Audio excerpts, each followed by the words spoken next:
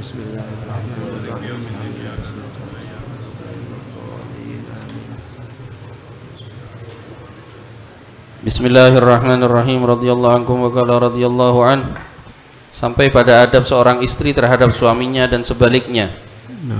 Sampai pada adab yang nomor Bismillah, alhamdulillah, wassalatu wassalamu ala rasulillah Muhammad bin Abdullah. Kehidupan antara katanya ulama ridwanullah alaihim, kehidupan antara suami dan istri tidak mungkin akan bahagia, bersambung kebahagiaan tersebut dengan kebahagiaan akhirat illa idza ussisa ala taqwa min awwali baitin wa zawjiyya uqimat ala taqwa min awwal yawmin ahaqqu an taquma fihi. Kehidupan antara kedua suami dalam masa hidup di dunia ini akan mendatangkan kebahagiaan yang bersambung di dunia dan di akhirat jika didasari kehidupan antara keduanya adalah dengan syariat Muhammad bin Abdullah shalawatullah wa salamuhu alaih. Dari mulai hari pertama pernikahan sudah zaujah sangat atau istri sangat paham dengan adab-adab sebagai istri kepada suami yang selayaknya dikerjakan. Begitu juga suami, ada adab-adab yang sangat dianjurkan untuk diamalkan sebagai suami terhadap istrinya. Di antara adab juga yaitu hak yang wajib dikerjakan oleh suami terhadap istri, begitu juga hak yang wajib dikerjakan istri kepada suaminya. Banyak dari kaum muslimin, bahkan bukan muslimin, yang mengharap kebahagiaan akan tetapi dia tidak memperhatikan poin-poin adab yang diajarkan oleh Sayyidina wa Maulana Rasulullah. Sehingga terjadi permasalahan-permasalahan yang sangat sepele yang menyebabkan perpecahan dalam keluarga, wal iyadu billah. Walasiyama di zaman sekarang. Makanya katanya Rasulullah sallallahu alaihi wasallam, wallahi la yu'min hatta yakunu hawahu taba'an lima ji'tu bih. Demi Allah, imannya tidak akan sempurna kecuali seluruh perihal metode hidupnya sesuai dengan apa yang aku ajarkan, kata Rasulullah sallallahu alaihi wasallam. Nah, tidak keluar rumah kecuali terdapat urusan yang sangat penting. Lah, sangat dianjurkan bagi seorang istri untuk semakin bisa tinggal di rumah. Waktu Sayyidina wa Maulana Rasulullah menikahkan Sayyidah Fatimah Zahra dengan Sayyidina Ali bin Abi Thalib, langsung Rasulullah membagi tugas di antara keduanya. Seraya Rasulullah mengatakan kepada keduanya, ya Ali minal bab ilal kharij alik. Ya Ali, dari pintu rumah keluar itu tugasmu. Ya Fatimah, dari pintu rumah ke dalam tugasmu. Artinya apa? Artinya kerjaan dalam rumah harus dipegang oleh seorang istri, dan kerjaan untuk mencari nafkah dipegang oleh seorang suami. Bukan dengan pengertian tidak boleh bagi seorang istri ikut kerja membantu suami, tidak boleh. Dalam syariat Islam seorang istri membantu suami, dan ini pun terjadi di sahabiyat. Beberapa sahabiyat ikut kerja membantu suaminya, cuman selama dengan batasan hukum syariat yang berlaku maka hukumnya boleh. Tapi kalau sudah kerjanya keluar dari batas hukum syariat yang berlaku, bisa menyebabkan sesuatu yang negatif dalam hubungan di antara keluarga itu sendiri, atau menyebabkan dosa paling minimnya. Itu ya. Tidak banyak berbincang dengan tetangganya. Di antara adab yang sangat dianjurkan untuk selalu istri senang dengan duduk di rumah. Keluar boleh untuk hajat atau darurat. Selama tidak ada hajat atau darurat, cukup untuk suami yang keluar rumah. Kecuali untuk menghadiri majelis taklim dengan ilmu-ilmu yang dia belum fahamin, maka selayaknya dia keluar rumah untuk mempelajari ilmu tersebut jika sang suami tidak mampu untuk mengajarinya atau tidak memahami ilmu yang ditanya oleh sang istri. Ayo. Tidak banyak berbincang dengan tetangganya. Nah, tidak berbanyak berbincang dengan tetangga, karena seluruh musibah akan masuk kepada seorang hamba dari dua jalur yang paling besar. Jalur yang pertama dari jalur mulut, yaitu lisan. Jalur yang kedua dari jalur kemaluan. Musibah dan dosa ini masuknya paling besar dari dua jalur. Pertama jalur mulut, yang kedua dari jalur lisan. Salawatullah wassalamu alaih. Rasulullah mengajarkan kepada kita untuk selalu banyak diam. Apalagi di zaman yang penuh dengan fitnah. Sangat dianjurkan oleh kedua suami untuk tidak mengikuti perkembangan yang terjadi dari seluruh perihal yang tidak ada faedahnya dia untuk mendengarkan. Jika suami tidak mengikuti perkembangan yang terjadi kecuali sebatas kerjanya dia, istri menjaga pandangannya, tidak ridho dipandang kecuali oleh suaminya atau yang mahram, maka akan timbul ketenangan di antara keduanya. Sangat dianjurkan untuk tidak mengikuti perkembangan yang terjadi. Sebab fitnah apapun ada batasan waktunya, sebagaimana dijelaskan oleh ulama ridwanullahi alaihim. Satu kesalahan yang sangat besar kalau dua orang suami istri tinggal di satu rumah, cuman hatinya satu di masyrik, satu di maghrib. Badannya kumpul, hatinya pisah. Artinya apa? Suami duduk sebelah sana megang HP-nya, istri duduk sini megang HP-nya. Kapan dirasakan kenikmatan hidup dengan metode semacam ini? Salawatullah wassalamu alaih. Pernah suatu hari Abu Darda, salah satu sahabat, waktu Rasulullah masih pertama kali hijrah ke kota Madinah, dipersaudarakan fillah karena Allah dengan Salman Al-Farisi. Salman Farisi pendatang, tidak punya rumah di Madinah. Sedangkan Abu Darda punya rumah di Madinah, Ansari dia. Akhirnya pada suatu hari Salman Farisi datang melihat Abu Darda, istrinya Abu Darda bukan seperti biasanya, tidak menjaga kebersihan tubuhnya, artinya terus tidak perhatian sama urusan dalam keluarga. Terus ditegur, dinasihatin oleh Salman Farisi, ya fulanah, kenapa kamu begini? Kamu seorang istri punya suami. Katanya istrinya, suami yang engkau maksud yang mana? Kalau saudaramu itu, yaitu saudaramu fillah, yaitu Abu Darda, suaminya dia, itu kalau malam dari mulai maghrib sampai isya dia sholat tahajud, bukan main HP. Yang kedua, kalau siang dari mulai subuh sampai maghrib dia puasa. Dia tidak ada hajat sama sekali sama perempuan aslan. Akhirnya diam. Sayyidina Salman Farisi diam, ditunggu Abu Darda datang. Setelah datang, Abu Darda ngelihat Salman Farisi, saudaranya yang dipersaudarakan oleh Rasulullah, datang, sangat bahagia. Akhirnya dimajukan hidangan, disuruh makan siang. Katanya waktu dihidangkan makanan, katanya Abu Darda, ya Abu Darda, fadhal makan. Katanya Salman Farisi, aku tidak akan makan kecuali kamu duduk ikut makan bersamaku. Katanya aku puasa, kalau gitu aku tidak mau makan, tunggu aja maghrib nanti. Akhirnya tidak makan, nunggu sampai maghrib makan berdua, buka puasa. Terus kemudian Abu Salman Farisi bermalam bermabit di rumahnya Abu Darda.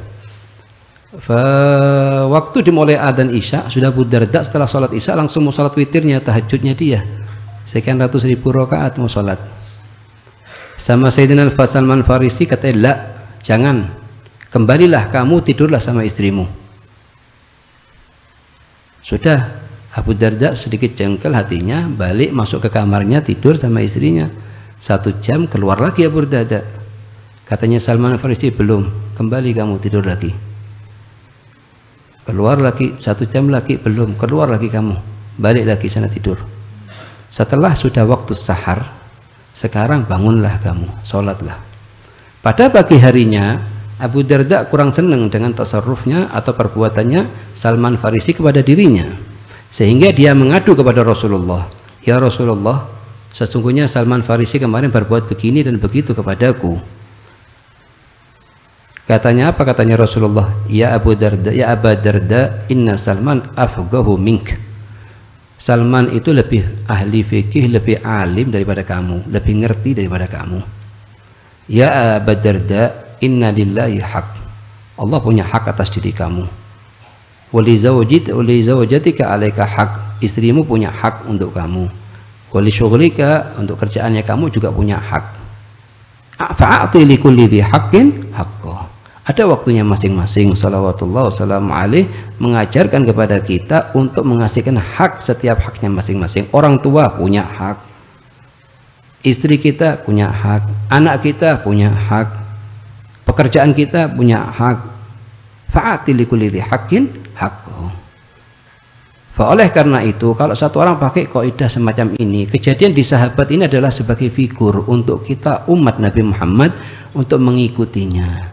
Ya habadha, kalau ada perjanjian antara suami istri, kalau sudah jam sekian sudah ditutup dulu HP itu. Sudah ditutup itu seluruh media sosial. Jangan juga yang paling penting ditutup malam itu dengan mandang televisi yang isinya film-film. Kalau misalnya ditakdir sama Allah malam itu akan mandang wajahnya Sayyidi Rasulullah, cuman di malam itu diganti dengan mandang film, tidak dapat nantinya. Siapa yang rugi? Kita setiap detik, setiap waktu, setiap nafas berharap bisa mandang wajahnya Sayyidi Rasulullah. Cuman pandangan-pandangan yang tidak ridha oleh Allah Subhanahu wa taala ini menyebabkan hijab atau penghalang antara kita dengan nurnya Sayyidi Rasulullah tambah lebih, tambah tebal, tambah hitam. Fa ya habadha, kalaupun harus melihat di waktu-waktu yang lain, jangan di akhir lail. Berapa banyak nasallallahu alafiyah orang mandang dengan pandangan-pandangan diridhai Allah Subhanahu wa taala, sedangkan Israel beberapa detik berikutnya sudah mencabut nyawanya. Dari sini ketenangan yang abadi ya ikhwani innama bisa didapatkan dengan mengikuti sunnahnya Rasulullah sallallahu alaihi wasallam. Selain itu mustahil, meskipun punya harta seperti Qarun, tidak mungkin bisa punya ketenangan. Ketenangan tidak bisa didapatkan kecuali dengan bil mutaba'ah lir Rasulil A'zam salawatullah wassalamu alaihi. Ayo. Syekh Abu Bakar bin Salim radhiyallahu anhu berkata, barang siapa yang selalu dalam keadaan diam, maka dia akan selamat dari ribuan musibah yang akan timbul dari lisannya karena sebab pembicaraannya. Ada setiap kejadian gini ikut komen, ikut begini. Itu menunjukkan apa? Menunjukkan bahwa akalnya sangat lemah, bukan sangat pinter. Orang yang sangat pinter itu semakin diam semakin pinter. Makanya katanya salafus salih, idza tamma aqlul mar'i qalla kalamuhu wa aikin bihumkil mar'i idza kana mikthara. Idza tamma aqlul mar'i, kalau sempurna akalnya seorang, dia akan banyak berpikir, diam. Sebelum bicara dipikir efek sampingnya, positifnya apa, negatifnya bagaimana. Setelah itu baru bicara. Fa'aikin bihumkil mar'i, yakinlah kamu dengan kebodohannya seseorang idza kana mikthara, kalau dia banyak bicara. Makanya Allah Subhanahu wa taala ngasih kita, katanya ulama, 2 telinga 1 mulut supaya kita lebih banyak mendengar daripada banyak bicara. Ayo. Tidak sering bertamu ke rumah tetangga. Iya. Karena setiap perihal, setiap orang itu punya hajat masing-masing, kesibukan dengan istrinya, suaminya, anak-anaknya. Boleh bertamu, tapi dengan seukuran garam di masakan. Kalau tamu, saya tetangga kita butuh, oh kita datengin. Oh kita lagi tetangga ada darurat, hajat mendadak, kita bantu. Itu artinya tetangga. Artinya bertamu kepada rumah tetangga. Bukan tuh setiap hari datang. Karena nanti mungkin ada tetangga tersebut, sahibul bait tersebut, dia ingin juga tenang dengan duduk dengan istrinya, anaknya, terganggu dengan keberadaan datangnya dia. Salawatullah wassalamu alaihi. Ya. Selalu menanti suami karena pahalanya sangatlah besar. Berdasarkan sabda Rasulullah sallallahu alaihi wasallam, "Idza shallatil mar'atu khamsaha wa shamat syahraha wa hafizat farjaha wa ata'at zawjaha qila laha udkhulil jannah min ayyi abwabil jannah syi'ti." Rawahu Ahmad fi musnadih. Artinya apabila seorang perempuan telah menjalankan kewajiban salat fardu 5 waktu. Lah ini yang paling penting juga. Wajib bagi suami, wajib, bukan fardu, bukan sunnah atau fardu kifayah. Wajib untuk bangunkan istrinya jika lagi tidur, apalagi di salat subuh. Tapi dengan lutuf walin, dengan lembut dan dengan akhlak, supaya tidak terjadi perselisihan di antara keduanya. Cuman suatu kewajiban. Selama istri menjaga sholat 5 waktu, maka masih termasuk dalam golongan istri yang solehah. Apalagi kalau suami mendukung, bukan cuma sholat aja, diperhatikan siwaknya, megang siwak atau tidak, diperhatikan qobliyah dan ba'diyahnya. Makanya katanya ulama, pernikahan itu 5%-nya syahwat, urusan syahwaniyah, dan 95%-nya adalah tanggung jawab. Isinya full dengan tanggung jawab. 95%. Kalau ada suami yang sangat mendukung kepada istrinya untuk sholat di waktunya, maka selayaknya suami juga sangat mendukung kepada istrinya, artinya mengikuti apa yang diminta oleh istrinya. Begitu juga sebaliknya. Ayo. Dan berpuasa pada bulan Ramadan. Dan berpuasa pada bulan Ramadan, menjaga puasanya. Kalau menjaga puasa dari makanan memang banyak yang bisa. Bahkan semua umat Islam insya Allah bisa tidak makan di siang hari. Cuman jaga lisan dari ngomongin orang di siang hari di bulan Ramadan, atau pandangan-pandangan yang dapat membatalkan pahala puasa, itu yang harus banyak kita tekankan kepada istri-istri kita. Supaya apa? Supaya dia waktu buka puasa mendapatkan pahalanya puasa tersebut. Kam min shaim laisa lahu min siyami illal ju' wal 'atash. Ya, apalagi wal iyadu billah, sebelum adzan maghrib kita hidupkan televisi, ngelihat dulu film ini film itu. Mereka orang-orang kafir, syayatinul ins wal jin ini, mereka paham bagaimana cara umat Islam puasa cuman pahalanya habis. Jadi dikasih film ini film itu yang tidak dihidupkan kecuali di sebelum adzan maghrib. Kita sebagai suami harus artinya mengerti. Sampai ada seorang laki-laki soleh yang tiap hari hadir rohanya Al-Habib Muhammad bin Abdillah Al-Haddar, mertuanya Habib Zain, mertuanya Habib Umar. Roha tiap hari. Beliau orang soleh.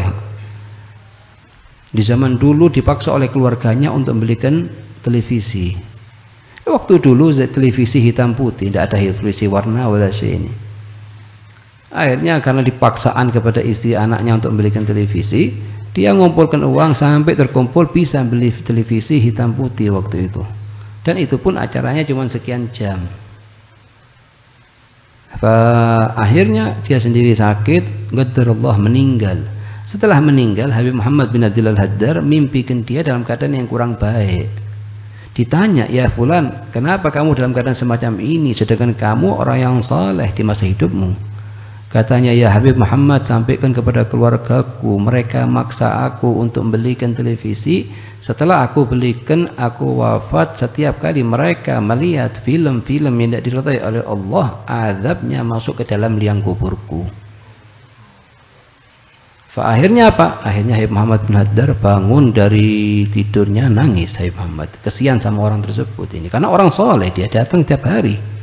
Habib Muhammad Haddar tahu betul, tahu rumahnya, tahu istrinya, tahu anaknya, kenal sama keluarganya. Didatengin sama Habib Muhammad Haddar. Setelah subuh dia datang Habib Muhammad Haddar ke rumahnya, dijelaskan mimpinya begini dan begitu. Semua satu keluarga nangis. Alhamdulillah dapat istri yang anak yang masih kesian sama orang tuanya. Nangis semua satu keluarga, diangkat televisi itu dibuang, dibanting, hancur.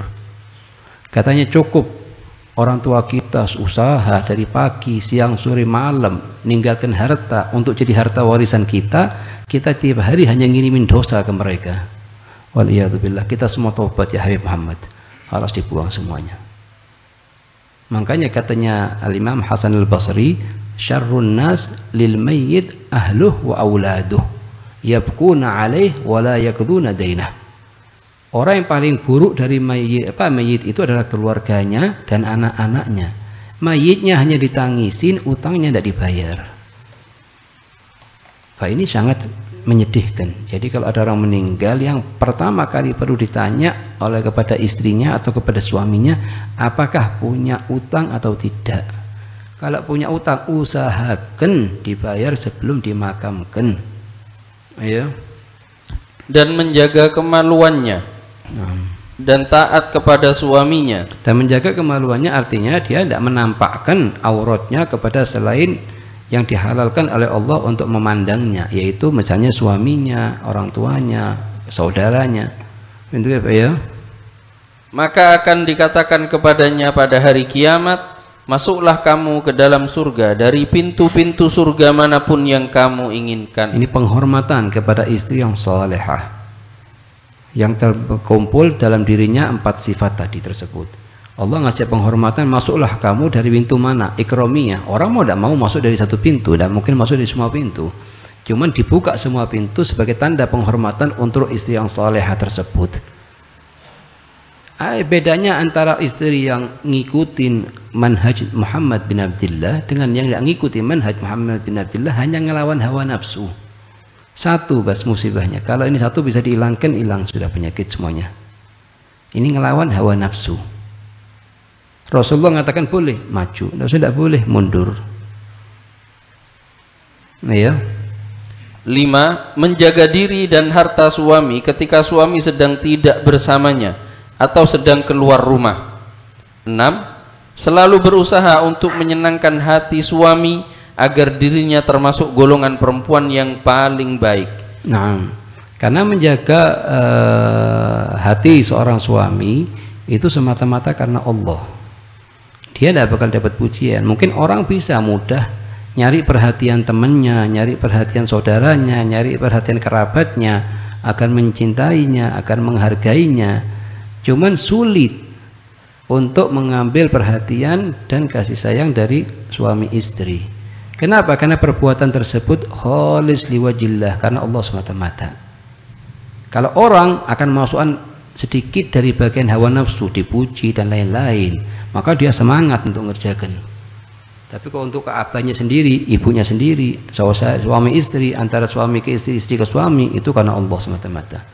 Memuji, siapa yang memuji? Tidak ada abahnya memuji atau ibunya memuji atau istri memuji suami, suami memuji suami, tidak ada.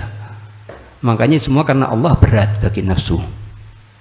Tapi yang karena makhluk kadang ada dukungan nafsu, itu ada masuk sedikit sehingga dia bisa bertingkah, bisa menunjukkan ala akmal awsaf di depannya orang, tapi di depannya istri tidak bisa. Sedangkan Rasulullah mengatakan khairukum li ahli wa ana khairukum li ahli. Paling baik kepada antara kalian adalah paling baik kepada istrinya atau kepada suaminya, dan aku orang paling baik di antara kalian. Ayo. Berdasarkan sabda Rasulullah sallallahu alaihi wasallam, khairun nisa man tasurru idza nazarta wa tuti'u idza amarta wa la tukhalifu fi nafsiha wa maliha. Rawahul Hakim fil Mustadrak ala sahihain. Artinya, perempuan atau istri yang paling baik yaitu jika kamu merasa bahagia tatkala memandangnya. Maka oleh karena itu sangat dianjurkan bagi istri untuk dalam keadaan yang sangat bersih, sangat rapi. Tujuannya apa? Membantu suami agar tidak memandang ajnabiyah.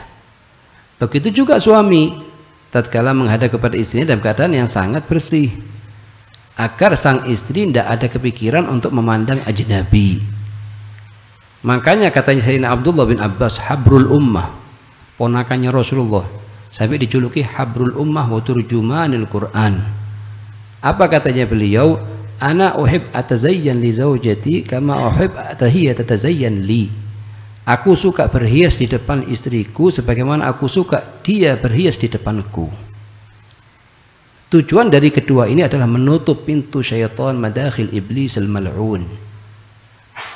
Sebab kalau sudah ini saling menjaga kebersihannya masing-masing, suami tidak akan mandang kepada ajnabiyah, didukung oleh istrinya untuk kepada yang halal. Begitu juga istri mendukung suaminya kepada yang halal. Dan ini kadang yang kurang diperhatikan. Ya. Dan mengikuti perintahmu jika kamu memerintahkan. Nah, selama perintah tersebut bukan melanggar syariat. Tapi kalau suami merintahkan istrinya untuk sesuatu yang melanggar syariat, tidak boleh bagi istri untuk mengikuti perintah suami. La ta'ata li makhluk fi maksiatul khaliq. Tidak ada ketaatan bagi makhluk selama perihal tersebut bisa mengerjakan maksiat kepada Allah Subhanahu wa taala. Ayo. Begitu juga orang tua kepada anak. Sangat perintahnya orang tua jadikan nomor satu selama perintahnya tidak melanggar syariat. Kalau sudah melanggar syariat tidak boleh diikutin. Dan bukan termasuk anak yang durhaka. Ayo. Dan tidak berkhianat pada dirinya, menjaga kehormatan dirinya dan hartanya. Nah. 7.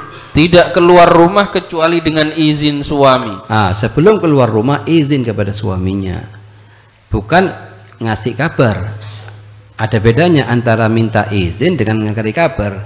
Kalau kadang zaman sekarang sudah siap semua, sudah pakai baju rapi, tasnya sudah siap, tinggal mau keluar, izin kepada suaminya. Itu bukan izin, itu namanya ngasih kabar kalau mau keluar. Artinya suami iya atau enggak iya, atau juga akan keluar juga. Kalau istri minta izin, artinya sebelum dia bersiap-siap minta izin dulu kepada suaminya. Itu ya. Berdasarkan sabda Rasulullah sallallahu alaihi wasallam, innal mar'ata idza kharajat min baitiha wa zawjuha karihun lidzalik la'anaha kullu malakin fis sama' wa kullu syai'in marrat alaihi ghairal jinni wal insi hatta tarji'a. Rawahu Tabrani fil Mu'jamil Awsat. Artinya, sesungguhnya jika seorang perempuan keluar dari rumahnya sedangkan suaminya tidak mengizinkannya, maka seluruh malaikat yang berada di langit dan segala sesuatu ciptaan Allah Subhanahu wa ta'ala yang dilewati oleh perempuan tersebut selain jin dan manusia akan melaknatnya juga sampai dia kembali ke rumahnya. Artinya melaknat di sini mendoakan jauh dari rahmatnya Allah Subhanahu wa ta'ala, sehingga kemudah bagi syaitan atau nafs atau hawa mengganggu perempuan tersebut. Bentuk ya.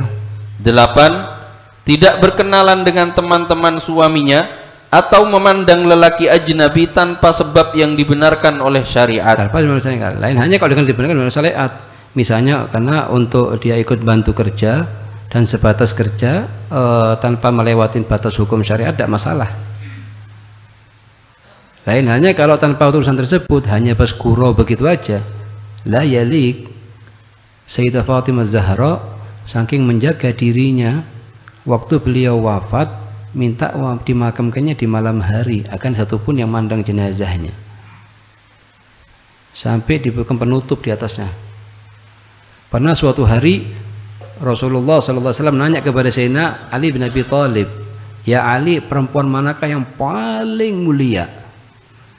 Sayyidina Ali tidak bisa menjawab, tanya kepada Sayyidah Fatimah Zahra. Katanya Sayyidah Fatimah Zahra yang belum pernah kepandang lelaki ajnabi atau belum pernah memandang ajnabi. Dia tidak pernah memandang ajnabi atau tidak pernah dipandang perempuan ajnabi.